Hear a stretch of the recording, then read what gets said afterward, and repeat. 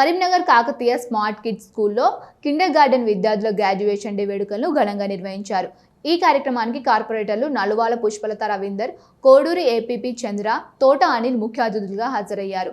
చిన్నారులకు గ్రాడ్యుయేషన్ పట్టాల్ని అందజేశారు. పాఠశాల కరెస్పాండెంట్ శ్రీ గున్నాల క్రాంతికుమార్ మాట్లాడుతూ బాల్య విద్య ప్రాముఖ్యతను వివరించారు. ప్రిన్సిపాల్ శ్రీమతి అర్చన విద్యార్థుల్ని అభినందిస్తూ వారి భవిష్యత్తు విజయాలకు శుభాకాంక్షలు తెలియజేశారు. ఈ సందర్భంగా చిన్నారుల సాంస్కృతిక కార్యక్రమాలు ప్రేక్షకుల్ని అలరించాయి.